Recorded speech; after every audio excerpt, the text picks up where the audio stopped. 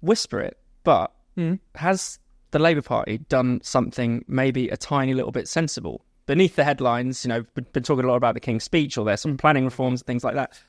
But Wes Streeting has, the new Health Secretary, has extended the ban on puberty blockers, which a lot of people might not have expected from Labour. Tom, what have you made of this? I mean, as you say, it's sensible. It's eminent common sense. They did say when the Cass Review first was published that they would honour its recommendations.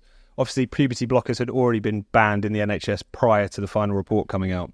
But as a consequence of the Cass Review and all of the evidence it laid out in relation to puberty blockers, in relation to their side effects, in relation to the complete lack of evidence for their efficacy for treating gender-confused children and so on, that seemed to really lay down a marker. The Tory party also banned them at private clinics as well, which was a really...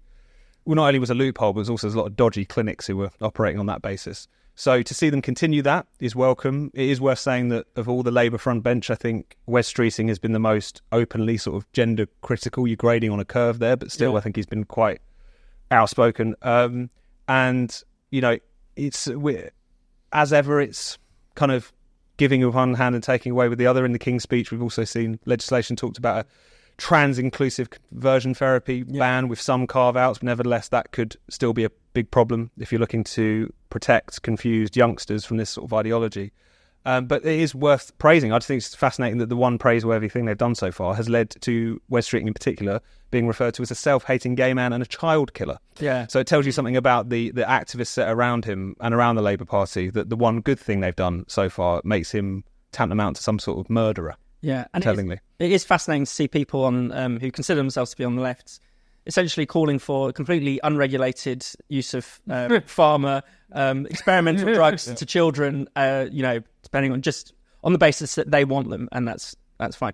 What have you made of this, Ralph? Because Wes really has been, pulled over the coals for doing something sensible, for protecting children. Well, I think what it shows is that he's sensible. By and large, and he's willing to look at the facts, read the reports, take on board the report conducted by an eminent paediatrician, and then put the necessary guidelines in place and banning puberty blockers. Because if he didn't do that, what would happen is that years down the line, you're already going to see this, there is going to be a whole raft of lawsuits against the NHS, particularly the Tavistock, even though that's now closed. There are people who've had their lives and their bodies destroyed as a result of it. You're going to see a lot of it in the United States.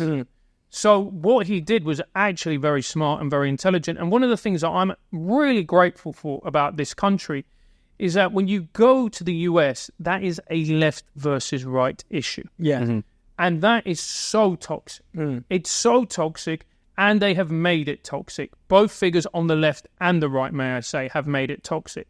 Whereas you come here, you have Rosie Duffield, you have J.K. Rowling, even though they think she's now a fascist, but before she was a darling of the left. You now have Wes Streeting, and you think, actually, that's why having as little toxicity in politics is so important. Because the moment you make something partisan, eventually all that happens is that you're never going to solve it. Because then it just becomes, well, we're going to disagree with it because you disagree with it, even though it actually might be the right thing. Yeah. I mean, it is odd how, certain medical interventions have become partisan issues. You think about, your stance on the vaccine is usually an indicator of politics rather than, your actual view on medicine. Where you stand on puberty blockers is not... Yeah.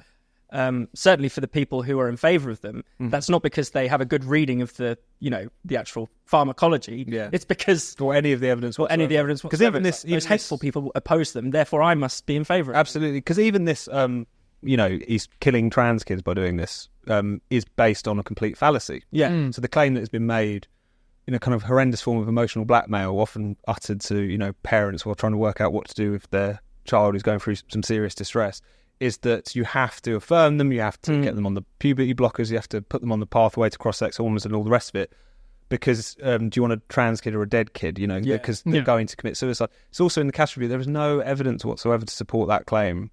In fact, there's some studies which are now coming out which suggest the opposite might be true, that by putting them on this pathway, you're actually going to produce more serious distress. And whilst we don't want these things to be politicised, I think it's odd that this is how the politics of this have fallen, and that you are now seeing Wes Streeting being accused of being a traitor to the LGBT community and so on, because of the fact that, as we know, also from the cash review, but before as well, the vast majority of the kids who are going through this service are same-sex attracted. It's something like 89% of the girls and 81 or 82% of the boys. And what tends to happen is that when these kids, because they're struggling to come to terms with their sexuality, they go through puberty and it all kind of works itself out. Yeah. So what you're doing is not only blocking off the means through which their distress might be eased, i.e., growing up and all the rest of it, but also you're effectively fixing gay children. So it's one of those things where how this became a reactionary cause to stop this thing from happening has never really made any sense to me. I think what it just shows is the power of ideology. Mm-hmm. If an ideology has been inculcated, it's powerful. You will get people literally saying men can be women, women can be men. There is no such thing as men and women. When the reality is, it's a load of bollocks. We all know that to be false. But because this ideology has been pumped into every single place, you think to yourself, well, of course people behave like this because they're just following an ideology.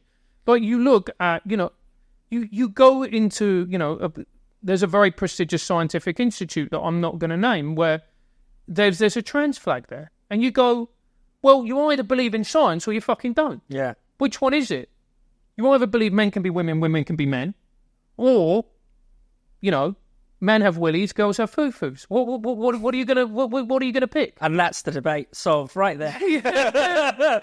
Science that is settled. Yeah, yeah, but it's like, it's a classic thing asking Keir Starmer, what is a woman? Mm-hmm. And he behaves like an autistic kid who's just had his train set taken away from him. Just go, come on. But no, thankfully, Tony Blair's told him what it is. So. Yeah. Unlikely voice of reason. Yeah.